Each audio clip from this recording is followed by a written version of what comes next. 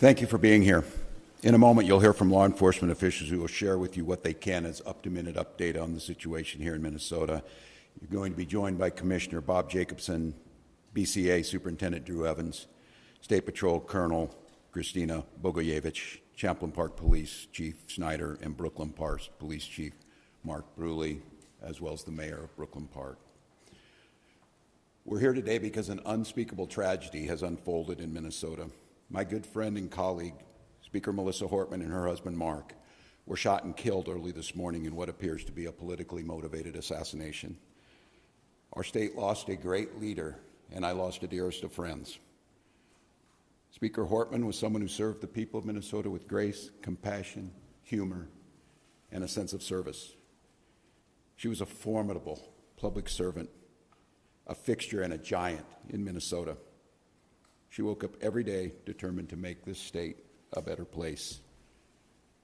She is irreplaceable, and we've been missed by so many. Minnesota's thoughts and prayers are with her family, her loved ones, her children, and her parents. My prayers also go out to State Senator John Hoffman and his wife Yvette, who were each shot multiple times. The Hoffmans are out of surgery at this time and receiving care, and we are cautiously optimistic they will survive this assassination attempt. This was an act of targeted political violence. Peaceful discourse is the foundation of our democracy. We don't settle our differences with violence or at gunpoint.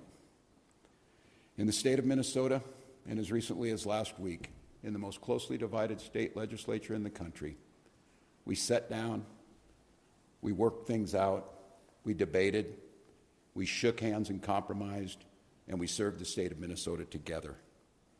We proved that it's possible, even in these politically charged times, to find compromise and adhere to the principles of democracy and civil discourse. We must all, Minnesota and across the country, stand against all forms of political violence. At this precipice moment we're on, this tragic act here in Minnesota should serve as a reminder to all of us.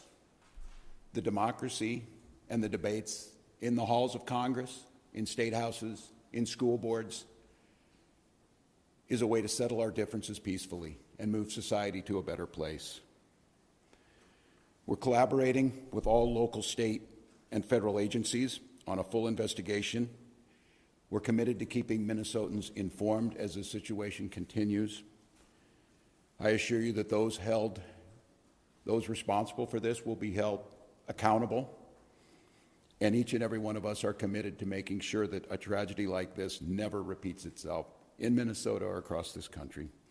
I'd now like to turn it over to my public safety team to fill you in on the specifics of this ongoing investigation. Thank you, Governor, and thank you, everyone, for being here today. My name is Drew Evans, and I'm the superintendent at the Minnesota Bureau of Criminal Apprehension. I want to start by just expressing our deepest sympathies to the communities, the family, the friends, and everybody that cared about the individuals that were gunned down today. When we have individuals like this in our political leadership, they're not only political leaders, but they're members of the community, well-known members of the community, that the tragedy in a situation like this is not only for them, their friends and families, but us collectively, the communities they represent, us as a state of Minnesota as a whole. About 2 a.m. this morning, there was an original call in the city of Champlain where there was an individual that had shot Senator Hoffman and his wife. Police responded to that location. They were dealing with that and working through that process overnight. And then later on, at approximately 3:35, that another call came in when it was officers proactively checking because they knew of the incident that occurred, and they were going to check on Speaker Hortman at that time, at which time Brooklyn Park police officers encountered the individual who immediately fired at them, and they exchanged gunfire, and then the individual was able to escape during that exchange of gunfire. At the residence in Champlain, there was life-saving measures that were provided there. Both individuals were transported, as was previously noted, and they both received surgeries for their injuries at the hospital. And their conditions are at this time, both those individuals, Senator Hoffman and his wife, are both alive at this time, but they suffered gunshot wounds and are obviously in a difficult situation. But we're cautiously optimistic that they will continue to improve.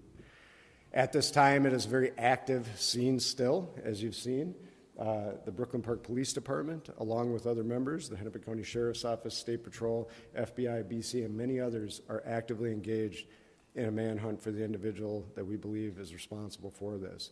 And so we'll be sharing that identity with those individuals as this progresses, but I'm going to caution you, I know there's going to be a ton of interest in this. We're not at the position we can do that as we're actively searching for that individual. Right now, just as noted, we have teams. Hennepin County Sheriff's Office and Champlain are working at the scene there that occurred there. And then we are also, as we're stabilizing this between Brooklyn Park, working on the homicide investigation with Brooklyn Park Police, the BCA, FBI is assisting there as well, and we'll be conducting crime scene investigation there. And then the individuals that were killed will be doing autopsies of those individuals to determine the extent of their injuries and how they passed away. But it was from gunshot wounds. At this time, I will answer questions after Commissioner of Public Safety Bob Jacobson speaks, but we'll be happy to take a few questions.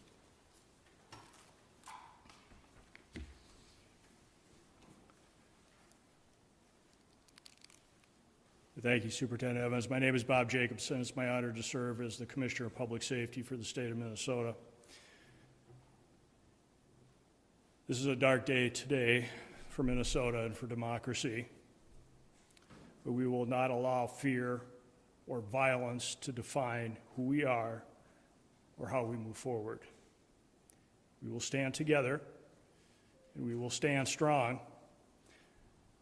Our hearts, of course, go out to the victims, their families, their colleagues at the Capitol, and to the communities that they serve with dedication and with integrity. These are public servants, leaders who committed their lives to improving the lives of others, and they were targeted in a violent and cowardly way. The suspect exploited the trust of our uniforms, that our uniforms are meant to represent. That betrayal is deeply disturbing to those of us who wear the badge with honor and responsibility. We want to reassure the public that there is increased security in place for elected officials and others who may be at risk. If you see anything suspicious, especially involving individuals impersonating law enforcement, please report it immediately by calling 911 or your local police department. With that, I'll step back and we will be available for any questions. Thank you. One reminder, please, as you ask your first questions, please don't forget to introduce yourselves, your media organization, and then to the folks answering the questions, please don't forget to repeat the question. So can you say one more time, so you were just going to proactively check on Speaker Merritt's apartment and then police there encountered the gunman or someone with a gun and exchanged gunfire. Can you just go over that one more time, please? I can. Good morning, Police Chief Mark Ruly, Brooklyn Park Police Department. The question is, how did we get to Representative Hortman's house, and it was proactively or not? The circumstances that unfolded in Brooklyn Park this morning is that we assisted the Champlain Police Department on a shooting. That shooting was made aware by one of our sergeants that it was at Senator Hoffman's home. In hearing that very intuitive sergeant asked our officers to go check on Melissa Hortman's home, representative that lives in our community, just proactively as due diligence to swing by. That police officer and his partner pulled down the street when they arrived at Melissa's house. They noticed that there was a police vehicle in the driveway with the lights, emergency lights on, and what appeared to be a police officer at the door coming out of the house. When our officers confronted him, the individual immediately fired upon the officers, who exchanged gunfire, and the suspect retreated back into the home. Was this an actual police officer or impersonating police officer? Yes, the question is, was it a real person or a person impersonating a police officer? It was not a real police officer. This is somebody that clearly had been impersonating a police officer, again, using the trust of this badge and this uniform to manipulate their way into the home. So Chief Ruly, Janice Short on Pier 11, the person not only was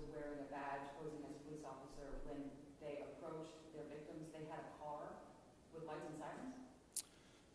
Yes, the question is what kind of vehicle and how were they dressed?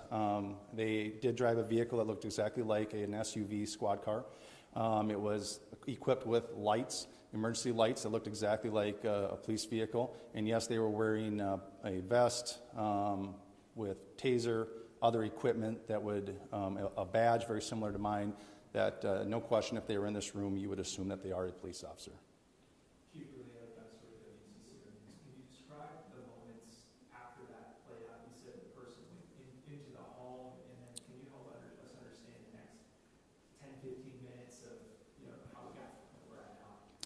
Yeah, briefly, although I'm just going to remind us that this is an absolutely active investigation. We have thousands of people sheltered in place in the city of Brooklyn Park right now. We are in an extensive manhunt involving hundreds and hundreds of police officers and SWAT teams searching, gridding off areas as we believe confidently the suspect had fled out the back of the house after being confronted by the police. Very briefly, after the officers had exchanged gunfire and the suspect retreated into Melissa's home, they immediately went up to the threshold and looked in and seen a male that was down, clearly had been struck by gunfire. They made limited penetration, grabbed a hold of the male and drug him out to safety to attempt first aid. However, he was pronounced dead shortly after that. At that point, the officers surrounded the house, got additional resources and SWAT resources, and then ultimately went in with a drone identifying a female in the home. How far apart are the two scenes? 8 miles? I would say, yeah, somewhere around 5 or 6 miles apart. How much do you know about if the person that was impersonating an officer who allegedly shot these people, did they knock on the door and the people came to the door, or did the person break into the home? Yeah, it was knocking on the door and asking the person to come out, absolutely impersonating a police officer. Do you all have the suspect's car? We do have the suspect's car. Suspect is on foot. That is what the large-scale search is currently going on. I just remind residents of Brooklyn Park, I know it's been a long time, but those that are in the grid that we gave the alert out to continue to shelter in place. We're also reminding them that if somebody comes to the door and they knock on the door and claiming to be a police officer, please do a couple things. One, call 911 and confirm that the officer belongs there. If they are a police officer, dispatch will be able to confirm that that person is a police officer. Also, we've informed all our officers in Brooklyn Park that they are not to approach anybody by themselves. They're to approach in pairs, meaning 2 officers. So if there's only 1 officer outside the door, do not answer the door and call 911. If it's a Brooklyn Park police officer or any of our partners that are assisting, they will come in pairs of 2 or more. You guys have detained someone? I'm sorry, one at a time. Do you know if the gunman said anything, like when he knocked on the door, did he say anything to like Senator Hoffman or anything? We do know that he did, but I'm going to hold that back as part of the investigation right now. You guys did detain someone for information? Is that accurate? This is a very large-scale search, so we have detained several people and questioned them, but we do not have anybody in custody at this time. I know you may not want to identify that person publicly, but have you privately identified the suspect? We have people of interest that we are looking for. Other than that, these are 2 Democratic lawmakers. Is there anything else to suggest that this is politically motivated? Again, I'm going to hold back most of the information. This is part of the investigation that we completed.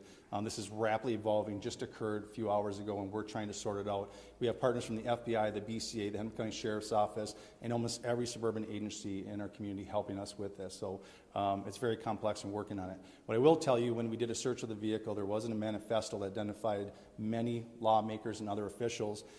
We immediately made alerts to the state who took action on alerting them and providing security where necessary. And that's about, I'll stop there. Chief, thank you very much. We're going to take one more question. Through with the BCA, can I ask you use the word targeted, and that's kind of along the lines of Michelle's question in terms of politics, Democrats, Republicans. These are both Democratic lawmakers. You said the word targeted. So targeted because they're politicians, or targeted because they're Democratic politicians? So the question is were they targeted, and when I use the term, why am I using the term? As Chief Ruly noted, there was a list of individuals, and the individuals that were targeted in this situation were on that list. And so when we're looking at that, as Chief Ruly said, it's far too early in the investigation to be able to provide information, but I do think we'll be in a position where we'll be able to develop the motivation behind these attacks, and we'll be able to provide more information as this unfolds. And so that's part of the reason we're using it, is I think there's some preliminary information that is telling us kind of where this is headed, but we need a lot more work done by all the teams that are here working on that to be able to provide that with you with a degree of accuracy. Thanks. Thank you. Quite a few. Yeah, we're good. Thank you. Yep, hold on. Colonel, do you want to talk about the rally at the Capitol?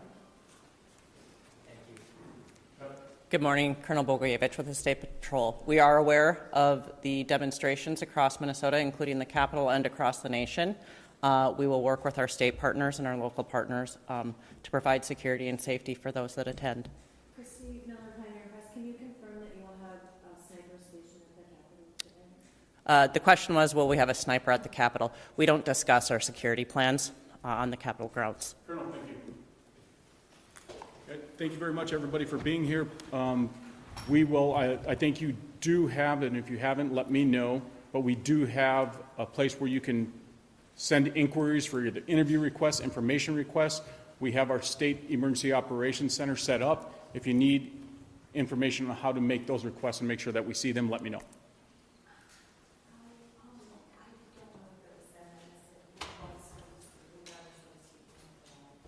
Yeah, I'll check on that for you and get back to you. Anybody else have any other follow-ups that I can try and get? People on the list, are they speaking? People on the list, are they still speaking? Okay, I'll check. You know, I'm going to leave that to whatever they talk about here. I myself, I think what you heard mentioned here is talks about a list that maybe was found. I haven't seen that, so I can't really answer that question. Do you know the last list they saw, or did they ever? I don't. Yeah, all that's investigative, and we're not going to get into that at all. Thank you for asking. I do appreciate the question, Jenna, as you know. Again, investigative. As many of you know, I used to be on your side of the table. I appreciate the question. We're not going to get into that. Will you be coming back and letting Yep, give me 1 sec, give me like 2-3 minutes and I'll try and get, so the question as I understand it is, will Governor Walz still be speaking at the event? And others who were expected to speak, will they be there as well? Is that true? Correct. All right, I'll be back as soon as I can. And if they want to share